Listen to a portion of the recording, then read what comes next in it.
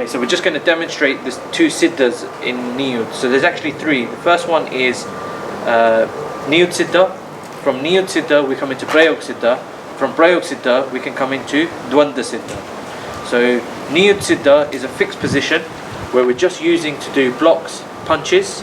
Prayog siddha allows you to do movements. So you can move forwards, backwards, side to side, and you can also do kicks from Prayog siddha.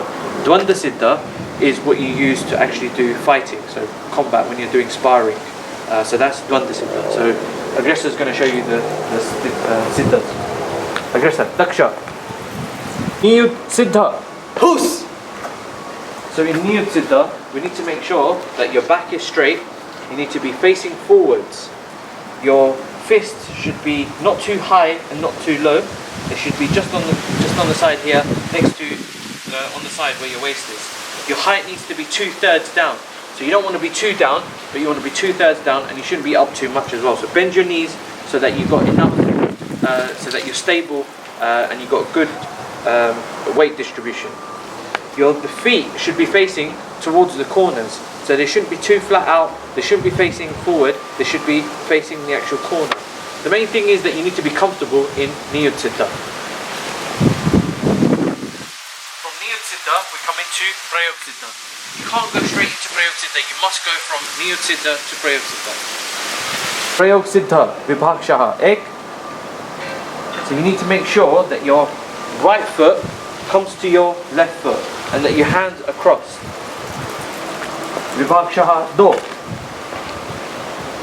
So when we come into Prayog siddha, then you're going to do the block a dog shape. So this is why we need to cross our hands. So the block and the foot will go back at the same time. So in Prayog siddha, we need to make sure that you're doing a dog shape, so that you're blocking the groin area there, because you're actually doing a block. The knee should not come in front of the toes. So it should be you're in line with your heel. So it should be square. So not too forward and not too back, like that. So it should be square, so in line with the heel. Your back foot should be straight.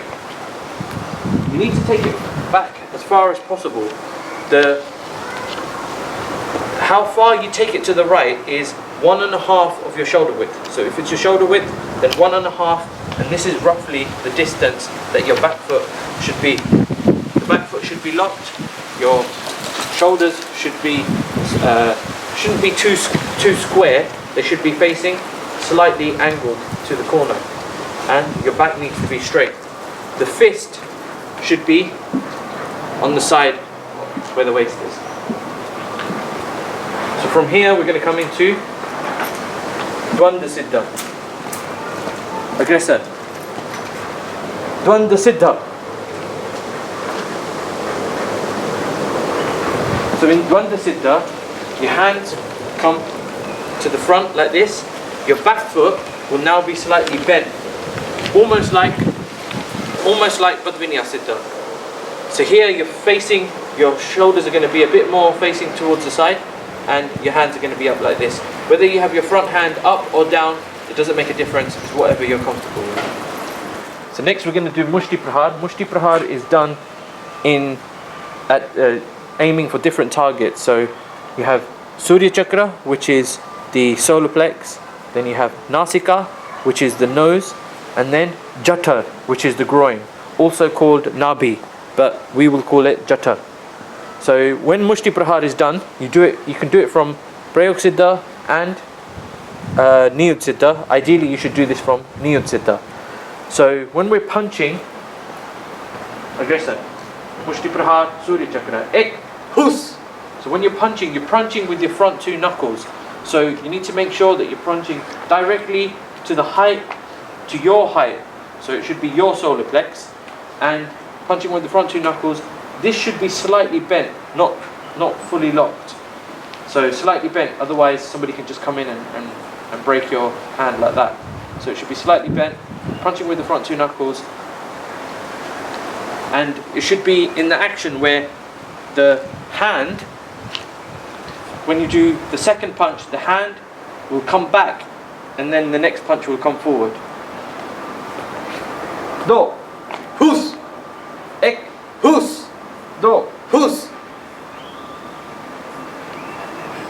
fist, the thumb shouldn't be inside the fist. You must make sure that this is how we do the fist, that the thumb is inside, but not at the front of the hand. It should be just under, in this way, like this.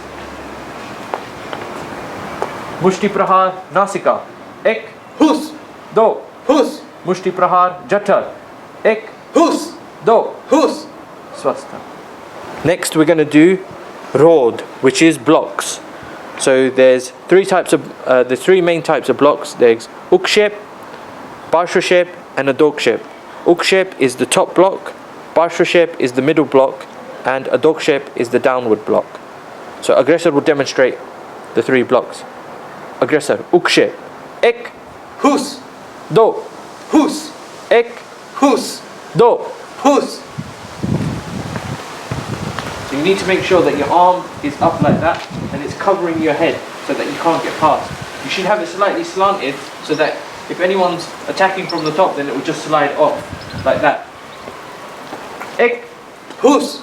do, Hus. parshvashep, which is the middle block. Parshvashep, ek, Hus. do. Hus.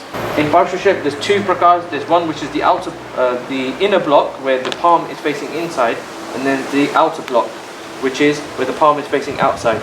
Both are okay, whichever one you're comfortable with. The fist should be in line with your shoulder here. So not too far up and not too far down. It should be just here, in this position here. When you're doing the block, you must stop. Not too far out, so you must stop in line with the shoulder. Do not take it too far out. You need to stop there. Ek, Hus. do, Hus. adokshep, ek, Hus. do, Hus.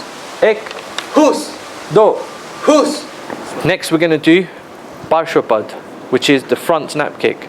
So this will be done in prayog siddha. Aggressor, prayog siddha, Hus. urdhvapad, ek, Kya. do, Kya. ek, Kya. do, Kya. swasta. So to make it easier, we'll break it down into vibhaksha. Vibhaksha, ek, do, teen. Ek, do, teen. Parshvapad, which is kicking with the blade of your foot. So again, we can break this down into vibhaksha. Parshvapad, vibhaksha, ek, do, teen. In this kick, you need to make sure that you pivot on the front toe.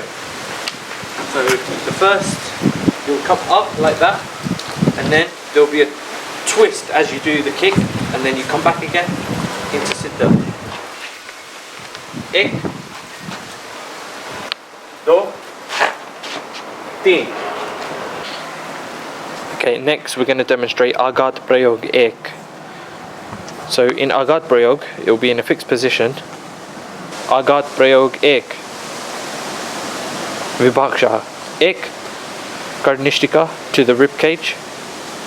Do. Karnishtika just below the ear. Teen is Karamula, targeting the chin. Char.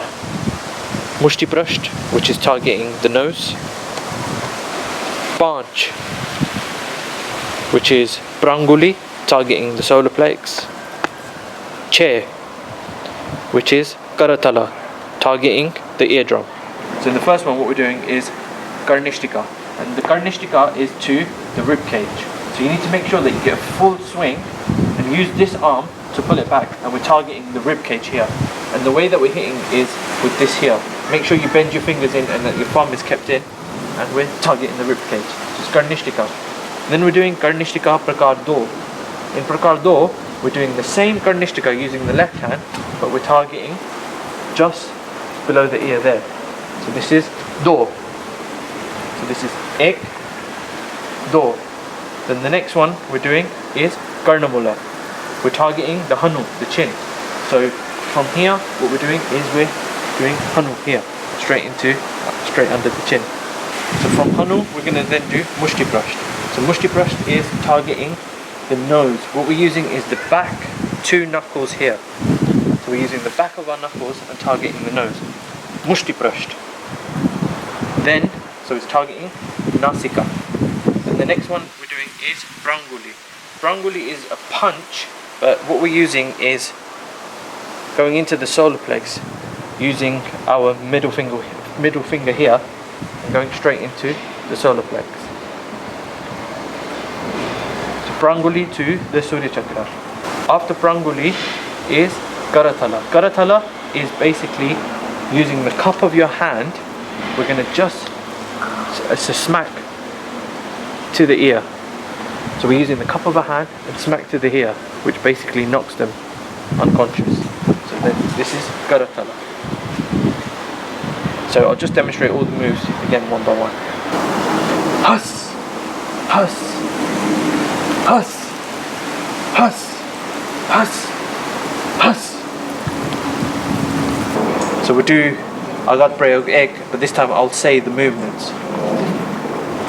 Karnishtika. Karnishtika Prakar 2.